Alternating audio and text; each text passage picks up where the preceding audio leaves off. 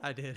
Hey, Hey, church. We're just sitting here talking about how long we stood in line at the giant supermarket last night. How about you? All right? Yeah. you guys are jumping in on a riveting discussion here That's right. about how long the line at Giant gets. That's I've right. lined up in front of the bacon. I was all the way back to the yogurt last If you've night. lined up, further back than that. If you went then past the bacon, you need to chime in because Addo thinks he's like the I wanna champion of standing in the line at the Giant right 'cause- now. Yep, I'm winning right now. So, and we're thinking about changing the name to the overstatement sessions. What do you think about that? How about that? Overstatement sessions. Every How's that?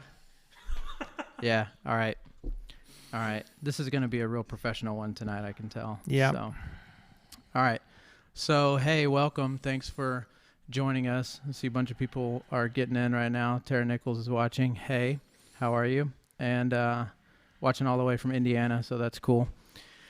And so tonight we want to talk about something that we talk about a lot here, which is being equipped, sending, and serving. So we use those three words a lot: equip, send, serve. But right now, I would love for you who are already watching to tell us what we mean at Crossing when we say you're sent people. There you go. It's a pop quiz. All right. So, Ellen gonna Jones, you're not done with school yet. It's a pop quiz. The first one that answers it correctly, you get to be first. That's your prize. Okay. Gonna steal our first question from us though. So we're talking about equip, send, serve. We use those three words a lot. We have a way that we use them, and so several weeks ago we talked about how not to waste this time, not to waste the time that we've been given. We talked about forming new habits maybe, or spending extra time in the Word, and so a lot of that kind of comes under the category maybe of equipping ourselves. Tonight I want to talk about the second word there, the second concept of being sent, and specifically, what does it mean to be sent when you can't go anywhere? So let's just start with what do we mean by send? I'm looking. How's the sound? I'm looking. They said See it's if good. anyone. Good. Nobody's got it yet. Well, What do we mean when we say sent? Melissa said it means sent out to give the gospel. Oh, yep. Anyone else? Going once.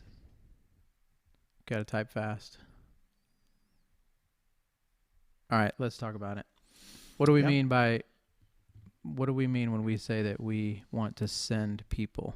It's not exactly what most people mean by send. We don't mean that it's necessarily a going someplace different, geographically speaking.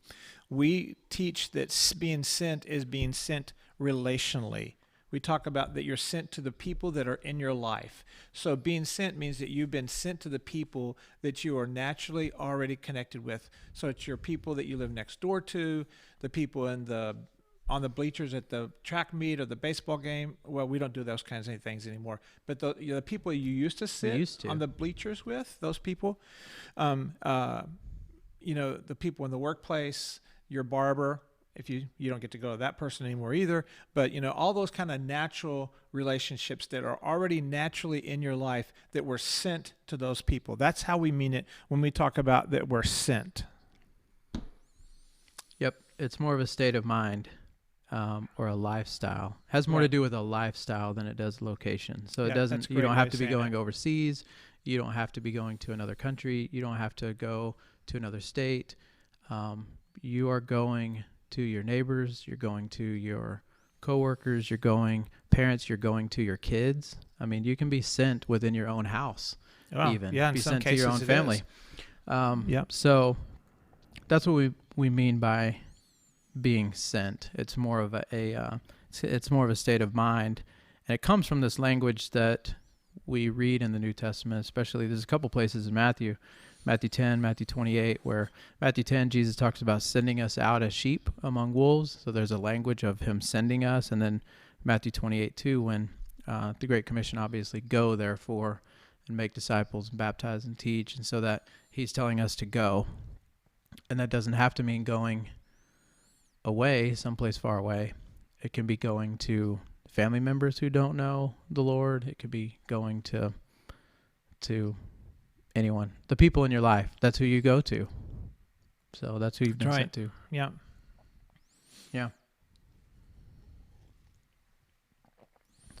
What else? Wow, we just That was very awkward. Like, okay. what was that? I don't know. So we're done here. All right. Well, that was good, guys. Thanks. We'll see you next week, I guess. So that's what it means to be sent. Yes. But we can't go anywhere right now. So how can we be sent? Since we're supposed to be socially distanced, What can we do right now? What are some ways that we can still be sent to people now? I would love to know, like in the comments, like, is there a way that you still feel like you've seen God use you in your social distancing, isolation, shutdown, quarantine, that you've still seen that evangelism is still something you've been able to do? So if you have an example of that, throw it in the comments. We'd love to see it right now. Okay, so that's great. Ellen said Acts. I know. Yeah. Yeah. Acts. Yeah. Yeah. No, right now she's making a hair appointment in the comments. Thank you so much, Ellen and Grace, for that. We appreciate that. Thank you, Hope Care Kappa, for calling out Ellen Jones for her priorities. They're That's great. they're being sent to the salon. That's right. That's right. So Yeah. praying for people. That's right, John. That's exactly a great example. So I don't really think that our evangelism, our mandate for evangelism, or our opportunity the opportunities have changed. I think the only limitation we have on us is being someone physically present with someone. But apart from that, we still have all the same opportunities, and everyone has adapted to an online presence, and we can still take advantage of all those. So that's kind of my thought about that, that we still have all of those. We can still do that. And maybe we're even, perhaps as like Melissa said, we still have our relationships with neighbors. And so that perhaps can be even more focused efforts, because, it's amazing how many people are outside and at home these days because they have no place else to go. Yeah. So one of the things that Randy Alcorn says, and I really love this quote, he says the biggest obstacle to evangelism is opening your mouth. And I love that, because it doesn't require us to be physically present. We can do that through our online media. We can do that through our phone calls, or through Zoom meetings, or through any number of other ways. But he says the biggest obstacle to the gospel is simply Christians that won't open their mouth about the gospel. And Randy Alcorn encourages people. He says, just start talking about the Lord and the gospel and allow him to place the words in your mouth. And so I really, COVID is not the obstacle. COVID is not in the way of people sharing the gospel. It's our own, not opening our mouths, kind of doing that. Yeah. Being online right now is, in some ways, it's opened up a lot more opportunities. So we feel limited because we can't go anywhere. We can't really be in anybody's physical presence. But being online, we have lots of opportunities. Yeah. Now, I've found myself on Facebook more than I ever have. Probably just kind of keeping in touch with what's happening, keeping in touch with people and seeing what other people are doing and stuff. So there's an opportunity there, which is, and that's one we have to be careful with, because that's a very one-way communication a lot of times. So we have to be, just be aware of the way that we handle that opportunity, because that's not one where there's a lot of feedback and interaction. It's very one way. So what I'm putting out there is there, but there's opportunities for me to put things on Facebook that people are going to scroll past that will, that'll spark an interest in spiritual things. Right. So that's that's way easier than actually having to talk to somebody about the gospel. Like, let me just share this Facebook thing and feel like I'm done. It doesn't stop there. We still are supposed to open our mouths and talk to people when we have opportunities, but definitely being online, being on Facebook and stuff is opening the doors for new ways for people to spark up conversations. Yeah. And someone just put in here a moment ago about just offering to pray for people. And I've done that with a couple of neighbors and people. It's like, I think that people, whether they've been impacted by the virus themselves personally, But I think that people have felt they do feel more concerned and more willing to probably consider being prayed for. Yeah. And so I've said to a couple of people, like, can I just be praying for you, and how can I be praying for you?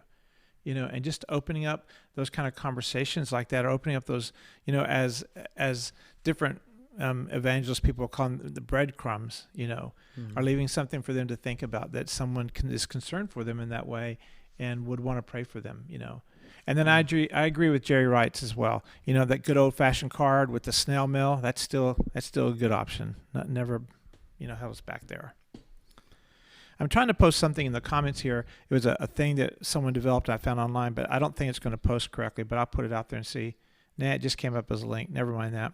I'll get in the comments later on. So, and then along that thing with prayer, it's like just doing prayer walks around your neighborhoods and praying for your neighbors as you walk past their houses. Doug, don't get ahead of me on that question about how does God allow things to happen. I've got a resource for that in a moment too. So, but that's you're already ahead of the curve there, Doug Perry. So, one of the someone that I read said that they encourage practicing 3 habits for everyday evangelism, and they talked about number 1, praying daily for open doors and boldly taking advantage of them, creating an impact of people you pray for every day, and then regular times of just being with people who need Christ. And if you don't have that third one, then you really are limiting yourself with the opportunity to be exercising evangelism. So yeah, look at John Smart. He's preaching out there in the comments tonight. Exactly. What do you say? That's a huge opportunity. People are looking for answers. It's true. Yeah. Yeah, we have the answer. And then Ari said something too. Ari Hobbins said something about the coronavirus giving us a shared experience that we can use to connect with people. And I think that that's huge. I don't want to overlook that we now have something that everyone has experienced together, that when you talk about your experience with lockdown or quarantine or coronavirus, that everyone understands something of what it means to be stuck in the house, to be lonely, to be bored. Like, we have a shared experience now that you can use to open some of those doors and start some of those conversations. Yeah, exactly. That's really good, especially when it's that all of us have a common foe, so to speak. It's kind of like, they could, let's say, other countries on the other side of the world, they're fighting a battle between themselves. Well, that's not, people think, well, that's not my business, I'm not worried about it. But now every nation in the world has a common concern, a common foe, a common concern, whatever you want to say it is. And so now all of a sudden it's kind of like we can be, it's that we can speak in a way that we couldn't before along that line. That's a great point that Ari made. I love that. Just recently, my dad put up a video, and my dad is, anybody knows my dad, I consider him a pretty gifted evangelist, and any moment that he seizes, he'll seize it. He'll take the advantage. And Dad, if I'm getting this story wrong, sorry, but I think a man came up to his church and wanted to know about the church and wanted to know, just simple stuff, and had just some basic questions. And then my dad started prompting more spiritual questions, and the man got saved right there. Shared the gospel, he received Christ, and I think my dad's in contact with him. Like, so don't think that these things won't happen. A couple of people are saying they can't hear you. They can't hear me. That was a good story too. Can you hear me now? You'll have to retell it. Check. Can you guys hear him now? Jump in there. Yes or no? Can you hear him now? You have to talk so they know if they can hear you. I'll say it later. Let me just check this. You guys continue. Okay, great. You want us to tell your story for you? Sure. No, Tara says she can hear you now. India says she can't hear you. I don't know. The people aren't hearing you, man. You're confusing them. So, yeah, it's a new problem because people are saying that you just dropped out at the end there. So, He's going to come back in a minute and tell a story about his dad leading someone to Christ. Steve, why don't you take us to the next question there that you've drafted for us? Before we go into that Okay, question, right. I wanted to, the one thing that I did want to say is I just want to point out that as we read Ecclesiastes, there's Ecclesiastes 3. I think we're all probably familiar with the idea of there being seasons for everything. There's a time for this, there's a time for that, time for this, time for that. And so a couple of the ones that I was just reading through that today, and a couple of the ones that jumped out, there's a time to plant and a time to reap. There's a time to embrace and a time to refrain from embracing. And then another one, there's a time for silence and there's a time to speak. And those are three that jumped out at me and, kind of in this current situation that just a time to embrace and a time to refrain. This is a time to refrain. There's a time to embrace and a time for social distancing. There's a time for silence and a time to speak. And so right now we feel like we're limited a little bit in what we can say because we're not around people. So we feel like our presence in people's lives is limited because we kind of can only do what we can do online. We can't really, we don't see people at church. We don't see people, just hanging out, going over to people's house and stuff. But the plant and the reap one, that one was interesting to me because I want to go back to a couple weeks ago. We talked about when we were talking about not wasting this time. And we talked about investing, kind of like investing in yourself and using this time to read and using this time to like form new habits and study maybe. And, see this time as a gift, not waste it, not let it go by and just come out of it the same person that you were going in. And I think that that's important to keep in mind because it might be that this is a season where being sent just, I don't want to say it gets put on hold, but, but maybe this is just more of a season for equipping, and maybe this is more of a season for investing in ourselves so that when we get released, like when everything opens back up and life resumes a little bit, we're not the same person that we were before. We're better than we were before. So we're more equipped and we're better sent people so that when we can get back in those people's lives that we're missing right now, we're more equipped to take on spiritual conversations. We're better at sharing the gospel. We're better at answering questions or objections that they may have. So there's a huge opportunity thinking about this in terms of seasons, and there's a time for this and a time for that and this. So I just think maybe this is a season where we aren't as sent, or we're not sent in the same way. So maybe it's a season for investing in ourselves so that when we can be in people's presence again, we're better and we're positioned to make a bigger impact because we've learned, we've grown, we've matured, we've taken this time to develop ourselves. And I say develop ourselves, I mean like, the Lord develops us as we read, meditate, study, that kind of thing. But, that just kind of jumped out at me today a little bit, like maybe it's not a season for us to be sent to people right now. Maybe it's a season for being equipped. And then, Lord help us when we can be sent, because then we're like, we have all this. Yeah. Like, I have so much to tell you about that I learned. So I think that there is a uniqueness to the time that has opportunities that will be gone, and we have to take advantage of them. One of them is, for instance, I see that Sue Gadula is on watching with us tonight, and Sue and Chris and some of their teammates for their ministry that they're a part of our church, but they have a ministry they do with the motorcycle club, and they've taken, and it's like because of that height, that greater sense of need, they've been going down in Bristol at the waterfront and parking their motorcycles there, and they have a sign that says, "Want to pray with us?" And they have people stop and pray with them all the time.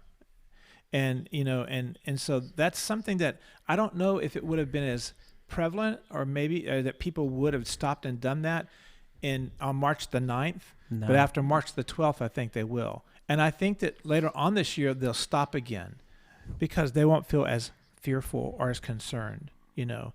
And Mhm. so Chris and Sue have tapped into something there with Mark and the others, of finding this thing to do that is very unique, I think, to right now, you know.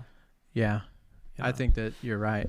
That there's probably a lot more people stopping now than there would have before, Yeah. and there probably will be after, the dust settles. Yeah. Um, And then this is I hope this is my only overstatement for the night. And that's overstatement sessions. the only Christians who need to be equipped to share the gospel are old Christians who are a little bit more stale. I didn't say exactly what I'm thinking. I backed off it a Like little bit. you? Like me. Because you want to know something? Because young Little Christians, crusty around the because edges. young Young Christians are Christians go passionate. out and they share the gospel even if they don't know what they're talking about, and people respond. They're just like true. going, I got saved. I don't really know what it means, but Jesus just saved me, and I'm so excited about it, and people trust Christ.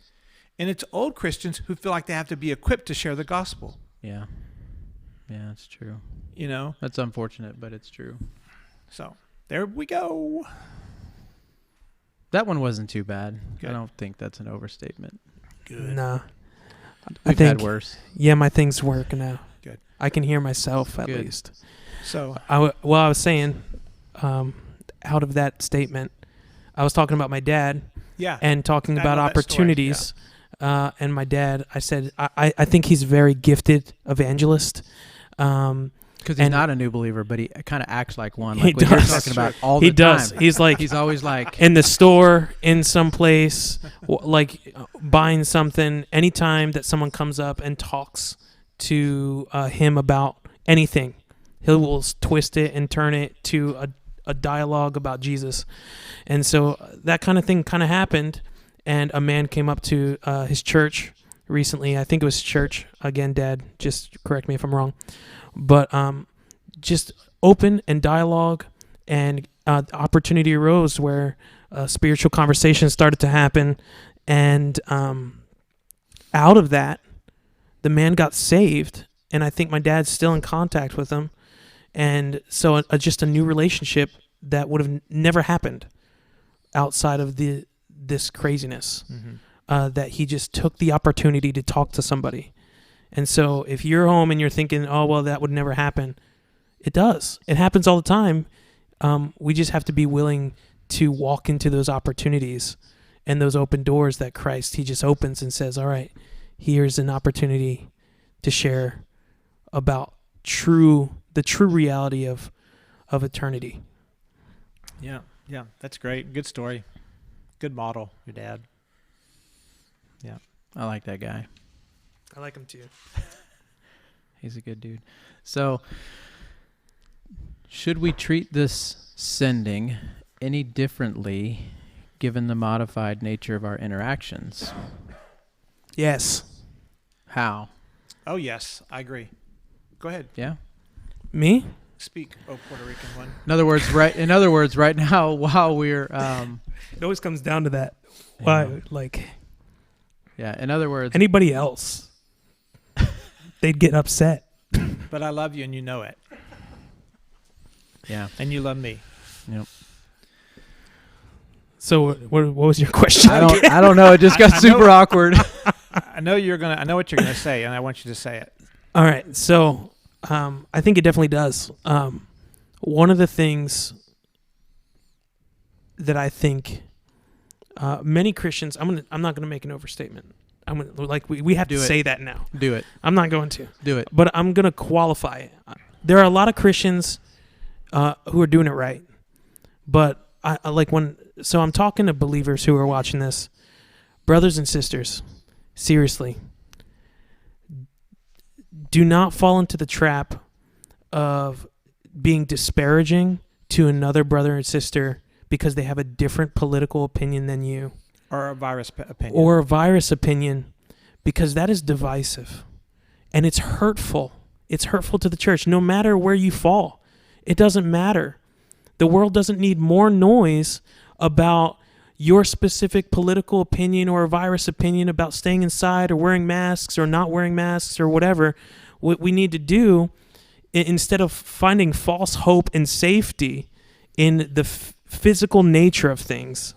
We need to find the true reality of safety and strength and wisdom and clarity from Christ Jesus, who is our rock and our foundation and our salvation, far more than Lysol and hand sanitizer. Toilet paper. So I'm talking on myself. Like, this is not from Tim and Steve, but this is my heart. When we're talking about being sent, we are talking particularly about being a good witness for Jesus Christ. And if you aren't, and you are being disparaging even to unbelievers and even our government officials who you may disagree with, you are not correctly displaying what it means to be a believer, because you are acting no different from the world. So do you mean? So then, are you saying that I can't share on Facebook that I think that that everyone should be wearing face masks all the time? Is that wrong for me to express my opinion?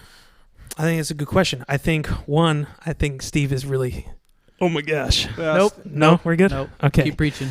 I think there's a time and place, and I think it always comes down to that. I think it always comes down to if there's something you particularly believe in, that's fine, but don't hurt other people who Right. don't agree with you. That's what I knew you meant, and I wanted For you to be clear believers about it. and unbelievers. I don't care if you're posting necessarily. I care about the attitude in which it's posted. Well, exactly, and connect the dots here though, because all of a sudden you started talking about how people post on Facebook and Right. online. How does that? We're talking about being being sent, and so specifically when we're so focused on our actual opinion or our point of view, instead of the unbelievers who are you're friends with on Facebook and I'm friends with on Facebook. So this isn't a you or me. This is all of us. This is a reminder for me that particularly you might be damaging opportunities that the Lord wants you to walk into, to share your faith and to share about the realities of eternity. And again, I'm going to say this, not false safety, because people die. The statistic for car crashes, 2 to 3 million people die every year of car accidents. I posted about that before. And so the reality that people will die. And so our job as Christians is, like, I love Charles Spurgeon. He says, if sinners be damned, let them jump into hell over our dead bodies. Like, in every opportunity that you have as a believer, build up other believers, even if they differ in opinion than you. And every opportunity that we have as believers, in any capacity, do not look like the rest of the world. Yeah. And whatever that looks like, just don't. Our Facebook feeds should be able to be distinguished from the Facebook feeds of others as believers versus the others. You know, Mine just has food on it all the time. Food Mine and does shoes. too. It does too. And so, you know, I believe that it's right and proper to express opinions. Yeah. I believe that the way we interact with each other is where we diminish the gospel message online, you know. So Yeah, so much of our presence right now in people's lives is online. Right. It's in Zoom calls with people that we're close enough to or that we have business with. But for everyone else, it's whatever we're putting on Facebook Right. or Instagram or whatever. And so it's definitely not wrong to post your opinion, but you have to remember that it's your opinion. Somebody else sees it differently, and neither of you are right or wrong. Right. You're looking at the same thing from different angles, and you've got a Right. different way that you think it Well, needs to go, but the- you got to be gracious. You The have other to part of be it is like, kind. at least in our county, we're going to be here for a while. So, and there's going to be so much conversation. Let's steer our conversations with love and goodwill toward especially other believers, and also especially to unbelievers. right. Like, it needs to be our places, our platforms need to be a place where people would find hope and not disparagement. Yeah. not attacking. Yeah. Mhm. And I really wish, and I put an appeal out there for this before Easter, but I really wish more of our people would be as bold with their personal testimony as they are with their opinion about the source of the virus. Yeah. You know what? I mean, like there's indisputable truth about the power of Christ, but people won't put that on their Facebook feeds. And so I'm just challenging everyone from Crossing. Like, I mean, we're all opinionated people, and some of us more so than others. But I'm just challenging you. Like, put your own testimony on your Facebook feed. Why not? Yeah. Open thy mouth and speak. Well, and And you know what? It's like you don't have a problem putting up there your love for the Eagles or for the Phillies or the for Cowboys. or for that nonsense, any of that nonsense. You know? Easy. But like, there. put your testimony on your Facebook feed and share it. I don't understand why people don't do that. I don't understand. I'm confused again. I'm sorry. No, I think, and you're right, Steve. Your things is usually like food and beards and sneakers. So I don't know what else you post, but I'll throw me and Tim under the bus because we're very loud. Like you and I are very loud about our opinions. And it's no secret that I'm obviously more conservative, but that it doesn't matter. Like wherever you fall and whatever opinions, even us, like Tim and I need to like be careful, even as your leaders and Steve and all of us,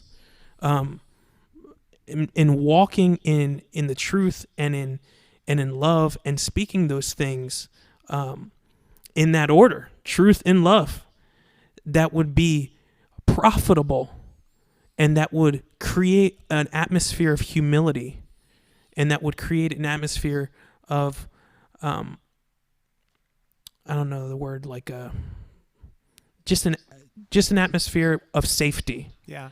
For people to come and to ask hard spiritual questions and things that they're like, I really don't understand this, you know. But when I'm gonna talk about this in the I. When I put stuff on my Facebook and then start yelling about it at other people, and they need to do what they need to do what I think they should do, and they need to listen to what I have to say, then it creates a bad precedent, and it destroys testimony in your own life and in my life particularly, that would be damaging to being sent. Mm-hmm. And that's what we're talking about. That's exactly right. And I think that this, I started to say, I feel like this has spun out a little bit into a thing about Facebook etiquette, but I don't think it has. I think that we're still on point, but we're on a lane, a particular lane of our current evangelism opportunity and all. Well, it's important though, because that's who who your we're sent audience. to. Yeah, That's who I it mean, is. that's kind of your and audience. Right now, this right is now our in a biggest lot of- microphone, so to speak, and all. Yeah. But Romans teaches us about a right way to speak about our government or about those in authority over us, and so I kind of referred to this in my post a week or so ago. But like when we call other people idiots, or blithering idiots, or when we speak disparagingly of Trump or Obama or whoever it is you don't like, I believe that when you speak disparagingly of our government, man, I'm going to get in trouble for this one. I got to say it because I already started down this lane. When you do that, when you call them idiots or liars or that kind of thing, you are doing Jesus Christ a disservice. And other people will say that's an overstatement.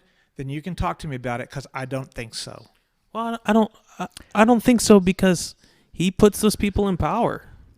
And then James 3 talks about the power of our words too, and only because the internet didn't exist for James to write about, but I think James would probably extend that same idea to our fingers when we're typing. Yeah. That our words, our expressions have tremendous power for good or for evil.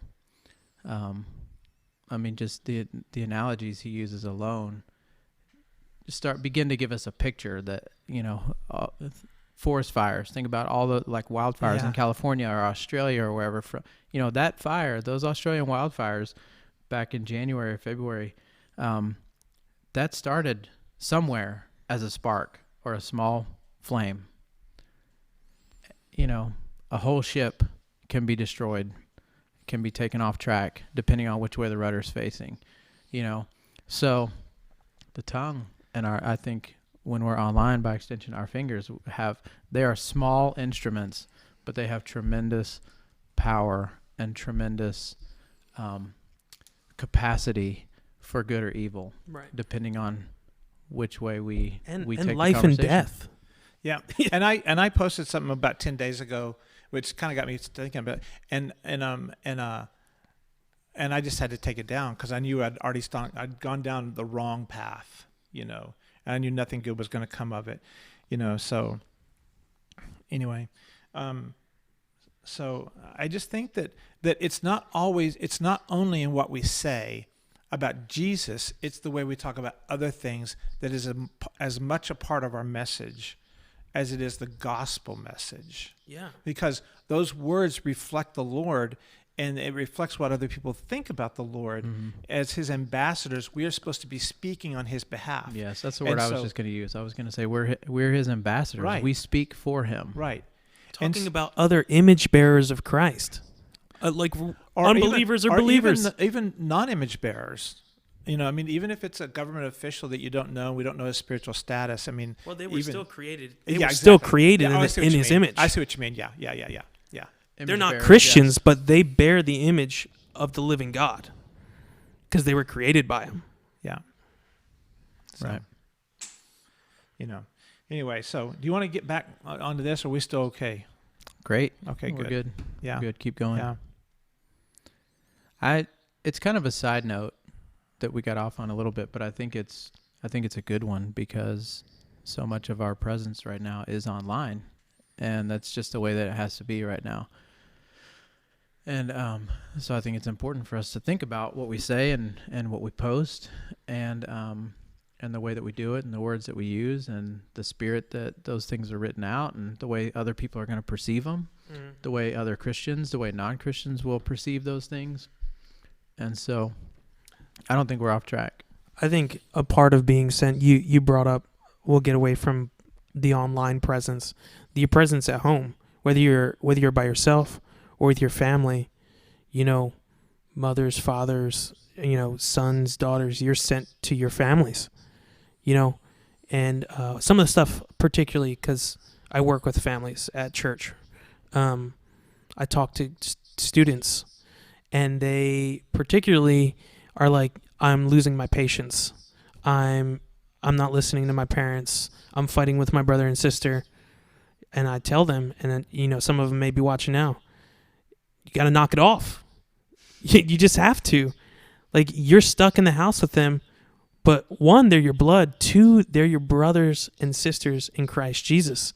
And to be sent to them means not to just put up with them, but to Love them. love them and Actively. be actively and live that out in a very meaningful way, that through this time at the end of it you have stronger relationships and with your Lord, the Father, and with your parents and your siblings, Yeah. and then vice versa, all those relationships, moms, dads. I'm not a dad yet, I'm a husband. Grace, she's like 18 weeks now, right? 18.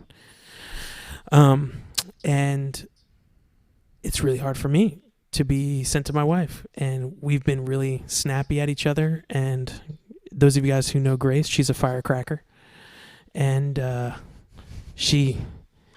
and I just go back and forth. But it's particularly important, especially I think for marriages, to be sent to your wife in a very particular way, to do everything in your power. Because those relationships speak to the power of Christ in our Correct. in our marriages, Correct. and our And being- relationships, and being- with our children. Yeah, and they speak to the relationship you have with the Lord in particular.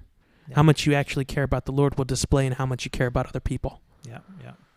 Husbands, wives being sent to each other is important right now. I I saw this article a little while back about when the quarantine restrictions were lifted in China, and so many people went straight to the courts for divorces.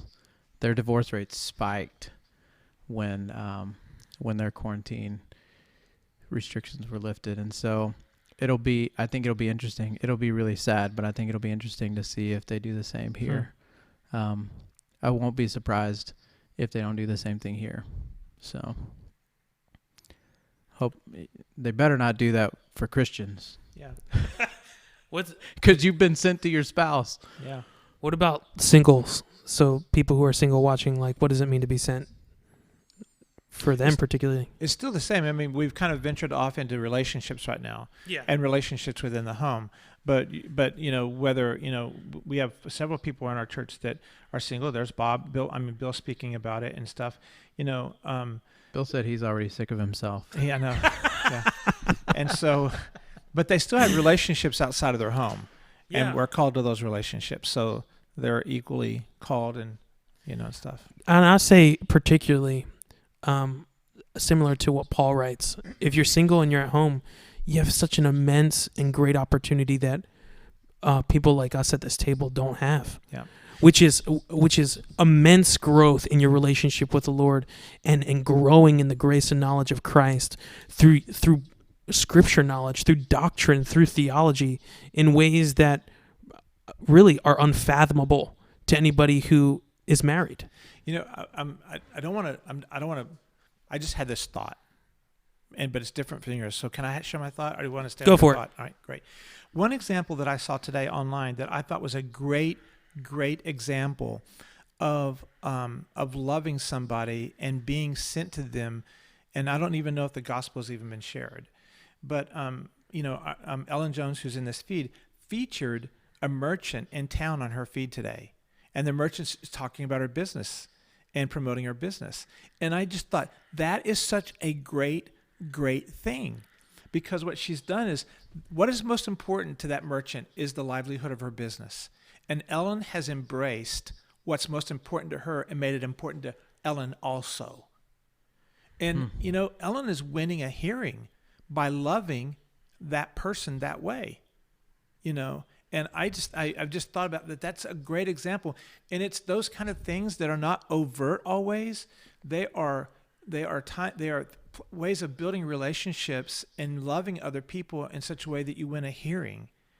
And so, that's just an example, I just had. I mean, and I don't think there's anything wrong with going into a merchant, as the ones you go to, and just say, I want to let you know, I've been praying for you. I know how hard it is to keep open right now, and that the struggles you're going to. That's a great thing to do with our local merchants. And it's so simple. And none of them are going to reject it. Mm-hmm. None of them are. No. They're going to go, really? And then they're going to pull out the drive-through window at the Wendy's, and they're going to scream back up at the front, that lady just offered to pray for me, and they're going to talk about that. Or they're going to go home at night and say, this lady, I see her I see her all the time, and they're going to know you after that. So you better make sure you treat them well after you do that. You know what I mean? Yeah. So. Yep. But there's a lot of ways to be, right now everyone is saying like, be healthy, be well, hope you're healthy, like that when you leave the store, kind of like saying Merry Christmas at Christmas time. Well, what do you say during a virus? You say be healthy. Well, it's not uncommon then, Mary Rona, yeah, exactly. That you'd say something like, I'm totally going to start saying that. oh man. That thing about praying for people that we know, or like, when you see a nurse or when we see a business person or something like that, those are just great ways of just letting them know that you're a Christian and you believe that someone else is in control. Yeah. And it lays the seeds or the groundwork for hopefully a discussion sometime in the future. Can I kind of recap everything we talked about, just so everybody knows? If you can do that, that's amazing. If you could do that. It will be amazing. So briefly, we're talking about being sent. While you do that, I'm just going to wish everybody a Merry Rona Rona in the comments here. So we talked about being sent, and we're talking about what that means here at Crossing in particular is going out and sharing the gospel. And part of that, what we talked about from that is the importance of healthy relationships within the body of Christ. So if you're a believer, healthy relationships with other believers and unbelievers. And that extends to your platforms that you have. So any platform that you have, especially your social media platform, do not be disparaging. Do not attack people if they have different opinions than you, because that destroys your ability to be sent. Right. It does. It really does. And for families, your relationships with each other, if your home, husbands and wives, relationships with each other, siblings, relationships with your other siblings and your parents, and all those are extremely important because they reflect how deeply you love the Lord. They do. They directly correlate. 1 John says it. No one hates his brother and loves Jesus. It's impossible. And so those are extremely important. In all of that, your personal dedication to personal study, and especially singles have a one-up on really everybody. And that means you have the more ability to grow exponentially in your relationship with Christ and share that with other people than anybody else. To grow in the grace and knowledge of God, doctrine and theology, which is really, again, just unfathomable to anybody who isn't single, because you are in a prime area to do that, because you have time to do that. And Paul says as much. So Yeah. I think that's everything. That's amazing. That's pretty impressive. You can That's pull pretty that good. off. Yeah, really That's pretty good. So, So we want to talk about some resources? yeah, let's talk about some resources. Or do you have something else no, before we we move can on go to back that? to what Doug talked about. Yeah, earlier. so we're going to start to kind of close it out a little bit with just some resources that maybe have been particularly helpful to you guys, or you think might be helpful to our audience.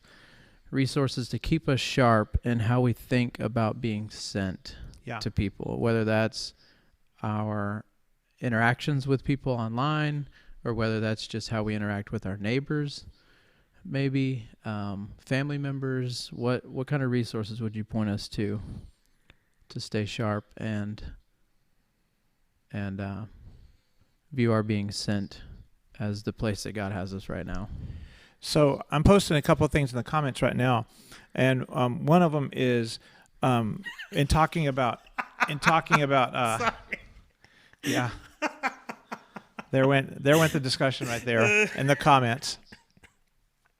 But but there are several guys who are doing really good work online that deal with suffering and with evil. And one of them is Randy Alcorn, and that's the link I just put up there. He does a really good job with that. And then the other ones who do a really good job with that is Stand to Reason. That's our buddies at Tim Barnett and those guys. STR.org. STR.org. And so I'm going to post that one also. Those are both links that have tons of resources in them, and that would be really, I think... those are strong, apologetic...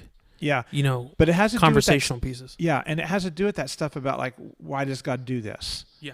Or is God bad because he's doing this?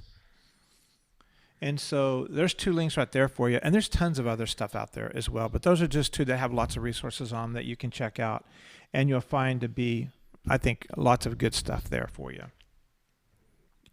I think it just sparked in my head the stuff that I think Doug brought up earlier, which was, how does God allow this? And it alludes back to one of our previous Wednesday nights about, the problem of evil and stuff.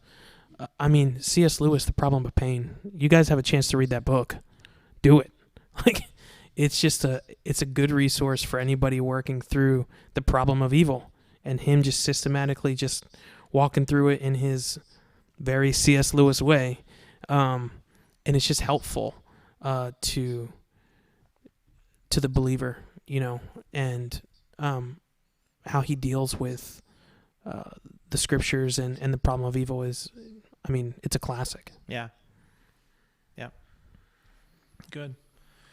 So, any other resources that you guys want to mention? The Bible. The Bible.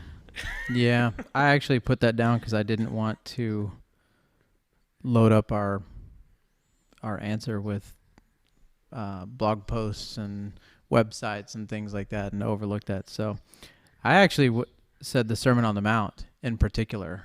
I think there, Matthew 5, 6, and 7, there is so much there that would be applicable to the discussion that we've had tonight. Being salt and light, and just thinking about the way that you present yourself online, whether it's in a one-to-one or one-to-a-group interaction on Zoom, or maybe more particularly on Facebook, where you're just putting stuff out and having to be aware of the way that people are reacting to it or receiving it. But there's so much there about being salt and light, teaching on anger and retaliation, teaching on loving your enemies, giving to the needy, how to pray, how to fast, not being anxious, judging others. The Sermon on the Mount is like the gold mine right now of like, how do you act during quarantine?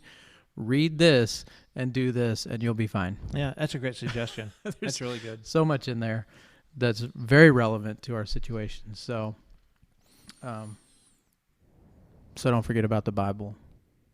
The Bible. It's true. It's true.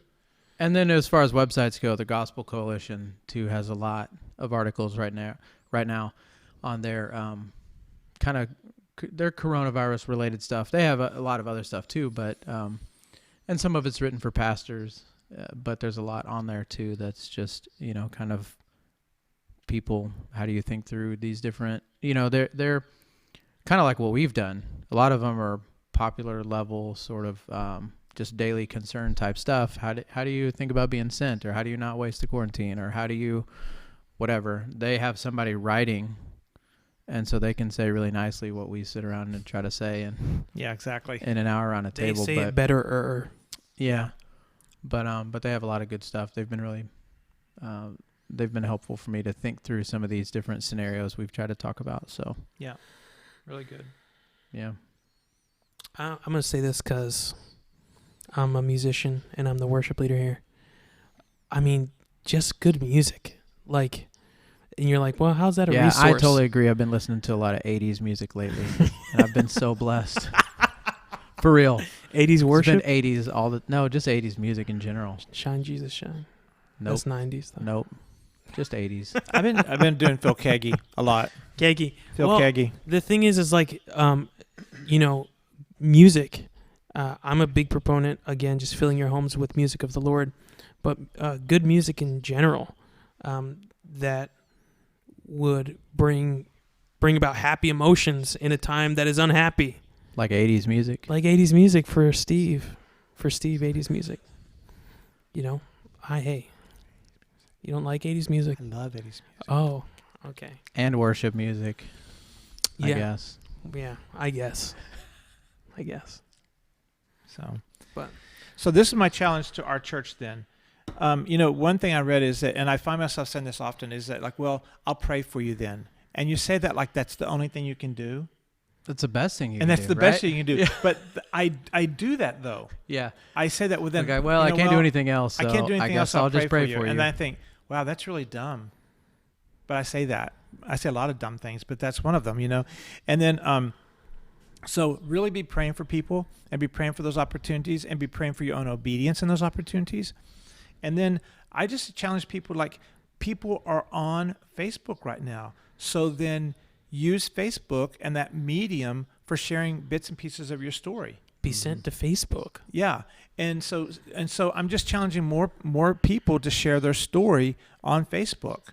Not what someone else said or not the articles and stuff. Well, those things are good, but your story on Facebook and maybe break it up, And then also I loved, what Liz Perry posted about just can I pray for you right now? And so I think that's a great idea. Just, praying for people in the moment. That's really great. Earlier you said something about prayer walking, and I saw that Tara said we've been doing that. I think she was talking about the prayer walking because I saw that she said they've been putting cards, I think, in people's mailboxes. I've got one of those I tried to post. I when I get off of here and I can post it, I would love to know, hey, Tara, send us that card. I'd love to know what you're putting in people's mailboxes. Although it's illegal, that's okay. Gotta forgive you. But go ahead. I'd love to see what you're putting in people's mailboxes, okay? I have an example, too. That government's going to get her now. I know. Oh, yeah. I know. Maybe you can put this on people's windshields. That's not against the law. That might be. I'm not sure. Yeah, what's sorry against if the law I just... anymore. No, if you breathe on their car, it's against the law. Yeah, so... Yeah. Well, my Thanks, point Tara. was, I'm she sorry, I said- interrupted you. that's okay. She said people have been coming out and thanking them as they're going around the neighborhood doing that. Well, then, Tara, will you So- please post like a story of what you're doing? Like, share the card, share what you're doing for other people to get the example. Because I love the idea. I totally love the idea. I'm gonna do that in my neighborhood. You don't have a neighborhood. You would share it with the missionaries upstairs. I'll just take one to Bill yeah, and Jake and Michelle. exactly. All right. Yeah. All right. So that's good. Well, there we are. Another one down. Another one down. Y'all be careful of the killer hornets out there, okay? Y'all be careful about that. Did you guys see that? It's the next pandemic. That is terrifying. That also comes from Asia. We just Oh man, that's just you don't want to go there. listen. Did you see how the bees in Asia take care of the murder hornet? I don't want to know about these things. All right, I got to share it with all of you. No, not now. Go post about it on No, Facebook. no. They're all interested. They want to know.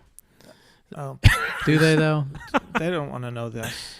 They form a ball around their murder hornet, and they vibrate their wings to increase the heat inside and melt the hornet. They do not. They do. This sounds like a Steven Spielberg movie. All right, I'm. That's that's arguably more terrifying than the hornet. I'm just saying. I don't know. All right. Well, Well, everyone Good just night, tuned out I right guess. there. So, good night. all right, that's great. Thanks. Who's going to pray us out tonight? I'll do it. All right, great. Father, thank you for this night, for this, for the internet, and for microphones and cameras and Facebook, and the ability to be with your people tonight and talk about what it means for us to be sent to the people in our lives that you've put there for a reason. And so I pray that you would help us to think clearly and biblically and wisely about who those people are, and be very intentional about the way that we interact with those people and about the opportunities that we step into for gospel impacts. And so pray that you would give us wisdom, and that you would encourage us and give us boldness to do that with confidence in who you are and in your sovereignty. And so we love you and pray in Jesus' name. Amen. Amen. Great. Good night, everyone. Good night, India Good Adler down night. in Garland. Good night. Bye.